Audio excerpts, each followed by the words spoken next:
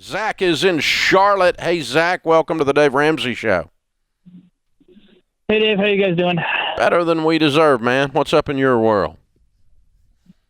I need a little bit of help. I'm trying to figure out how to set some boundaries with my roommates who are very irresponsible with money. And I know that conventionally you'd probably tell me just to leave, but the other issue I have is my wife will not allow it at the moment. I'm trying to deal with that with marriage counseling, but until I can get that solved, I need to figure out how to set the boundaries so that I don't have to keep cleaning up their messes. Your wife will not allow you to leave your responsible roommates. Is that what you just said? Yeah. Okay. So Make sure I understood. Walk me through wife plus roommates. Yeah, that's to start with. I'm already confused.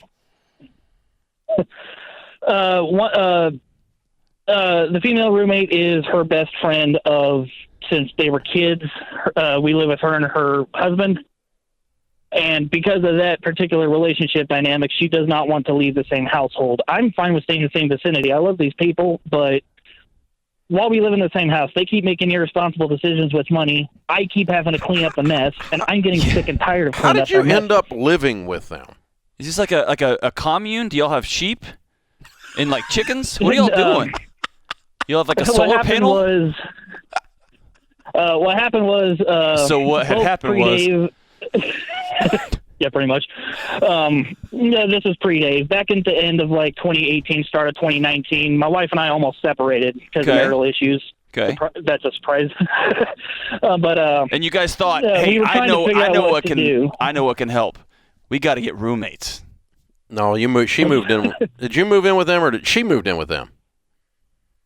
Kind of both. What happened was after the separation, when we got back together and decided we were going to try to work things out, her friend advised me, why don't we try moving out to North Carolina with them? We were living in Colorado at the time of the separation. The town we lived in had a lot of toxic people. That was part of the issue. And her friend was going to try to get her into some good counselors that would help her out because the counselors in our area are not very good. And we moved out there, and then due to financial stress pre-Dave and then the pandemic and stuff, we weren't able to get our own place or better the situation, and it kind of evolved to where she just doesn't want to leave at all. If she had her way, she wants to live with these people for the rest of their lives. Like, we get a house together, stuff like that, but with their irresponsibility, that's not going to work. So, Zach, your marriage is in trouble, and you know that, right? Oh, yes, I know that. Okay.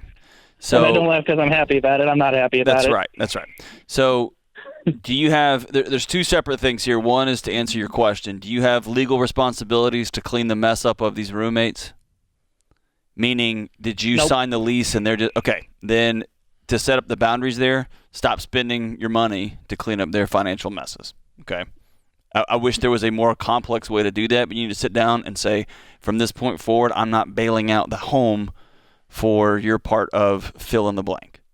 Bill, rent, etc. What is the financial arrangement for you to live there? Are you paying them rent? Normally it's just we go 50-50 on the rent and the bills and stuff. Issue is right now one of the husband of the other couple, he is currently unemployed, and we're waiting to get a new Social Security card so that he can get a new job. Somebody stole his wallet a few months ago, and then he got fired, and we've been trying to replace it, but it's just taken forever because of the virus. Yeah. Well, okay. I say we because I did shell out a few bucks to help him. I shelled out some money to help him get his birth certificate so that he can get it, and that's what we're waiting on so we can get the Social Security card. What is your income? Like, what do I do for a living, or what do you make a year? Roughly $38,000. What about your wife? Does she work? No, she doesn't work. You have children? None that are. She's got a daughter, but she's not in our custody. Okay. So why does she not work? She's got really bad social anxiety and back problems, and I feel bad saying this. I'm not sure if it's a matter of she can't or she won't. Okay, I got you. That's fine. There's a reason I'm trying to get her into counseling. Yeah. So And Dave, feel free to bop me upside the head here. At this point, Zach, I'm going to let my wife know in 30 days I'm going to move out. It's not a safe place for your relationship. It's not a good financial arrangement. You're running a household of 4 on a $38,000 income, and your marriage is deteriorating underneath you. And she's told you point blank, I'm not leaving. And so in a way, she is separating from you by staying put. And at some point, you've got to take care of what you can take care of, which is you. And Dave, you can feel free to say, but I'd get a 1-bedroom apartment and say, this is where I'm going to move, and I hope you will join me here. This is where my money's going to be. This is where our care is going to be. And then at some point, you have to stop blaming every quote-unquote mental health professional in your area.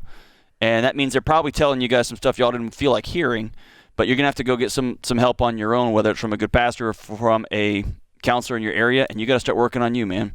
But at some point, the fantasy of this thing's just going to roll back out and it's all going to be good, your wife's choosing to live with her friend and his husband or her husband over you. And that's just the reality of it. And at some point, you've got to kill that fantasy and start living in the reality of you're going to have to make some plans and decisions. You need to sit down with a marriage counselor to guide you through how to phrase this in a way that is hopefully healing and hopefully would lead her to go with you. But you need to leave. Yeah, because let me tell you what I heard, okay? My wife would live with these people the rest of our lives. I heard you say that. Now, that's either over-dramatization, hyperbole, or just weird. Yeah. Just straight up strange. So something's got to give. Or she's done with you, and she's not going to make the call. That may be the message, right? That may be the message. And I don't know, you've got two guys in this country more high on marriage than Dave Ramsey and I. We both are high on marriage. But this is a situation that you've got to start protecting yourself, and y'all got to get out of that situation.